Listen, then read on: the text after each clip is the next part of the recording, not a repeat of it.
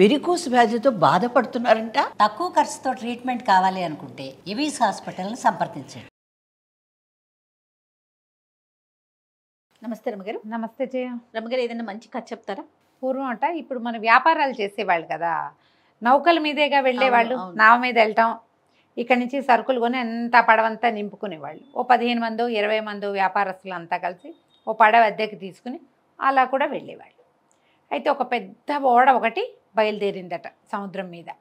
మగధ సామ్రాజ్యం నుంచి బయలుదేరితే వీళ్ళు ప్రతి చోట కొన్ని పెద్ద పెద్ద రేవులు వచ్చినప్పుడు ఆ రేవులో ఆగేవాళ్ళు. అక్కడ జనాన్ని బట్టి మన దగ్గర ఉన్న కొంత సరుకు అమ్ముకుని అక్కడ దొరికే కొంత సరుకుని నింపుకుని అట్లా చేసేవాళ్ళు. వీళ్ళు ఒక రేవులో ఆగినప్పుడు ఒక సింహళ దేశీయుడు ఒక కుర్రాడు, సింహళీయుడు ఒకడు, అంటే సిలోన్ వాడనమాట, ఇక్కడ ఎక్కినప్పుడు ఏం చెప్పాడంటే, నేను తామ్రపర్ణి వెళ్ళాలి, నాకు వ్యాపారం గీపారం ఏం లేదు, మీరు ఈ పడవ వెళ్ళేటప్పుడు తామ్రపర్ణి ఎప్పుడు వస్తే అప్పుడు నేను దిగిపోతాను, మీతో పాటు ఉంటానన్నాడు. సరేనండి, అతన్ని ఎక్కించుకున్నారు. ఏవో కొన్ని అమ్మి కొన్ని ఫిల్ చేసుకున్నారు, పోతుంటే కొంతమేర వెళ్ళాక సముద్ర మధ్యంలోకి వెళ్ళాక చుక్కాని కాస్త విరిగిపోయింది. మామూలుగా ఆ చుక్కాని యాంకర్లు ఉంటాయి కదా, విరిగిపోతే ఇక ఏ పక్కకి పట్టించలేకపోయారు వీళ్ళు, ఏమీ చేయలేకపోయారు. ఏదో పొరపాటున యాక్సిడెంటల్గా విరిగేసరికల్లా ఇక అటు కొట్టుకుని ఎక్కడికో ఒక చోటకి చేరిపోయింది ఆ పడవ. చేరిపోయేసరికల్లా ఏమైంది, వీళ్ళంతా కేరెత్తలు కొట్టారు. ఇప్పుడు చుక్కాని లేని పడవ ఎటుపోతుందో తెలియదు, చచ్చేపోతాం, చావుకు రెడీ అయ్యారు వీళ్ళంతా. అంతా అయిపోయాం మనం, ఏం లాభం లేదు, వ్యాపారం గంగలో కలిసినట్టే, ఇది రిపేర్ ఎట్ అవుతుంది సముద్ర మధ్యంలో. అవును. సరే అటు కొట్టుకుని ఇది ఓ పక్కకి చేరేసరికల్లా ఈ నావికులంతా చెప్పారు, అయ్య బాబోయ్ ఇది మామూలుది కాదు, ఈ ద్వీపంలో మణులు మాణిక్యాలు దొరుకుతాయి, మణులు అక్కడున్న ప్రతి రాయి మణే అనేసరికి ఈ సింహళ దేశీయుడు అన్నాడు, మనం చచ్చిపోతాం ఎట్టాగు, చచ్చిపోయేటప్పుడు నీకు మణులు దొరికితే ఏమిటి, మాణిక్యాలు దొరికితే ఏమిటి అనేసరికి అట్లా కాదు, ఒకవేళ కావాల్సిన ఏరుకుని తెచ్చుకుందాం, బతికితే బతుకుతాము, బతికితే మణులు ఉంటాయి, లేకపోతే అక్కడ ఉండేవి సముద్రంలో ఉంటాయి, అంతే కదా అనేసరికి ఇతను ఒప్పుకోవాలి. ఆ సింహళీయుడు నాకొద్దు, నాకు ఆసక్తి లేదన్నాడు.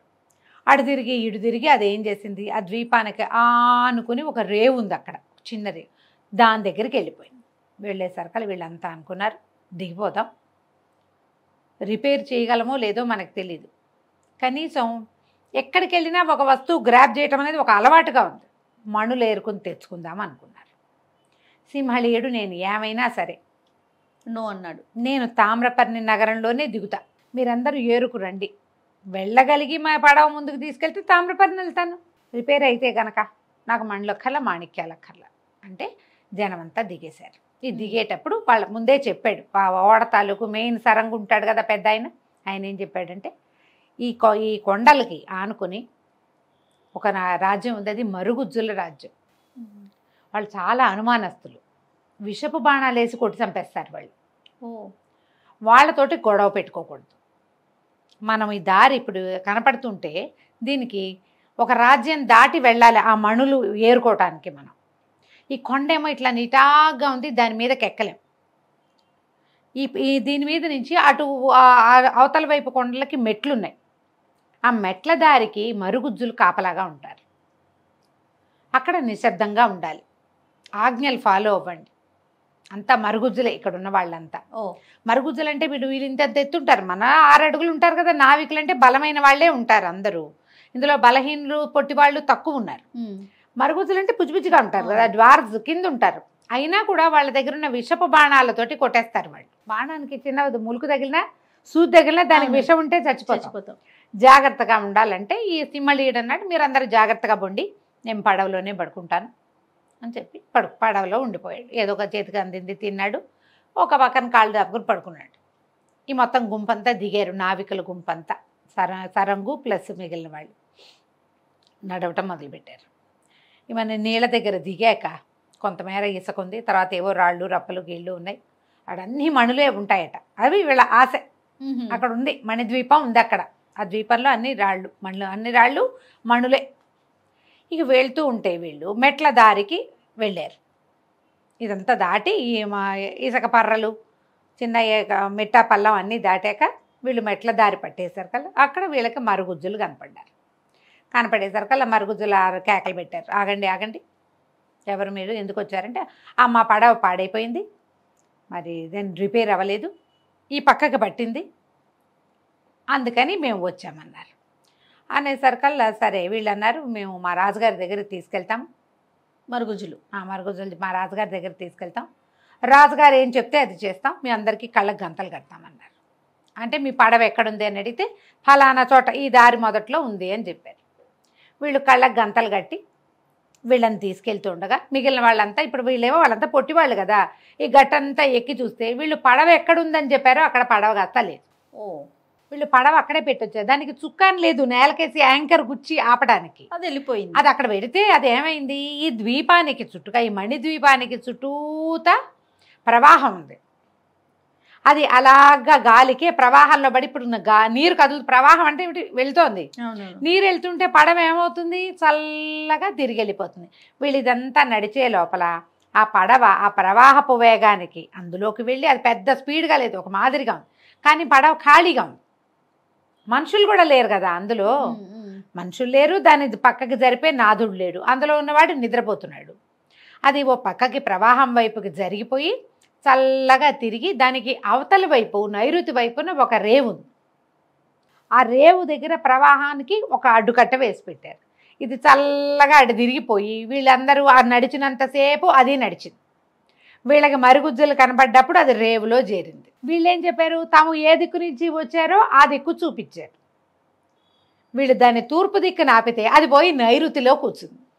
పూర్తిగా ఒక రౌండ్ తిరిగిపోయింది కదా, ఒక మూలకి. ఇప్పుడు తూర్పు ఇటు ఉంటుంది, నైరుతి ఎటు ఉంటుంది, ఇటు ఎక్కడో ఉండాలి, ఇటు నుంచి తిరిగి అటు వెళ్ళి కూర్చుంది.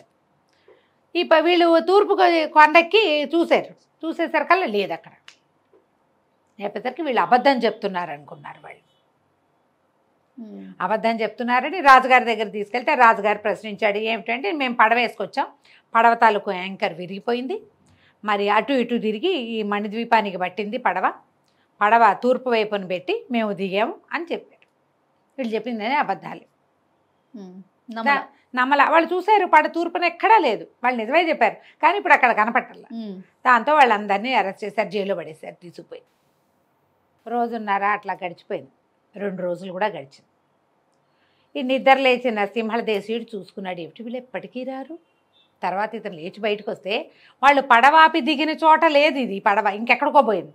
ఇతనేమనుకున్నాడు, పడవ అలా నడుస్తూ ఉండి ఓ చోట ఆగితే అది రేవల్లే కనపడుతుంటే తామ్రపర్ణేమో అనుకున్నాడు. ఎవరు లేకుండా తామ్రపర్ణికి ఎటా వచ్చాం మనం, వాళ్ళంతా ఏమైపోయారు.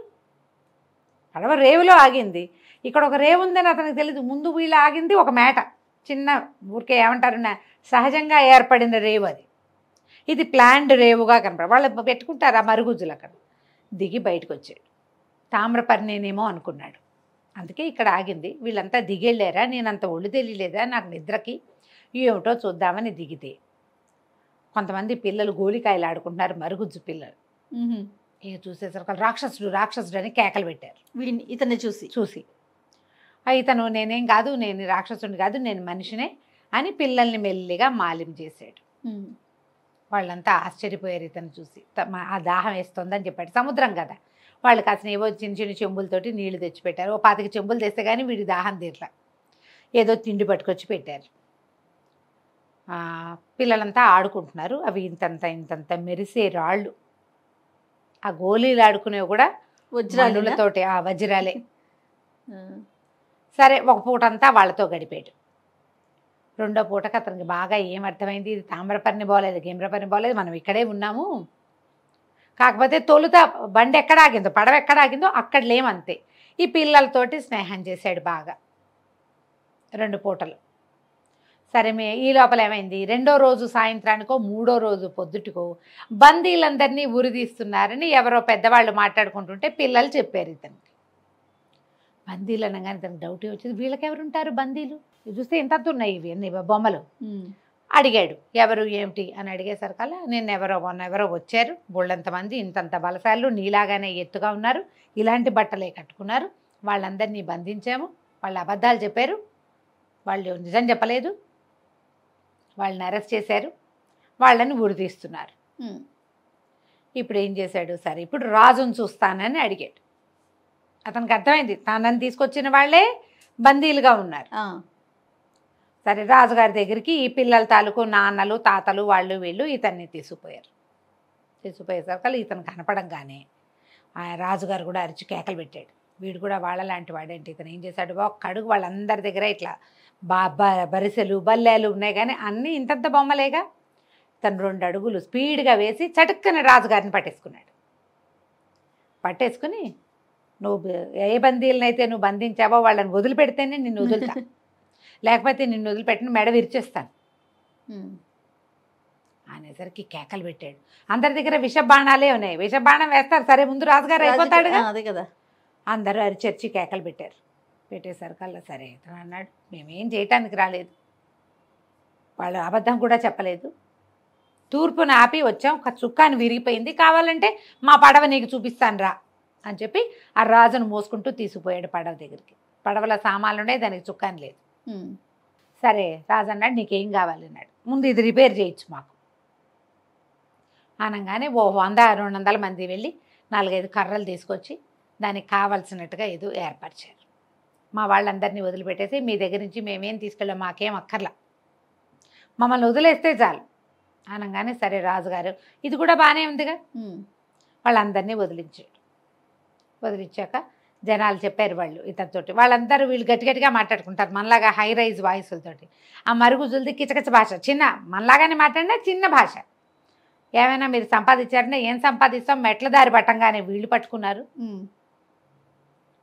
ఇక్కడ లభించింది ఏమీ లేదు అనగానే సరే ఏమన్నాడు, ఏం పర్వాలా, మీరు సంపాదించిందంతా మీది మీకే, నేను చెప్తానని చెప్పి మమ్మల్ని వదిలిపెట్టేసి మేము వెళ్ళిపోతాం అన్నాడు. సముద్ర తీరంలోకి తీసుకుపోయి వదిలిపెట్టారు.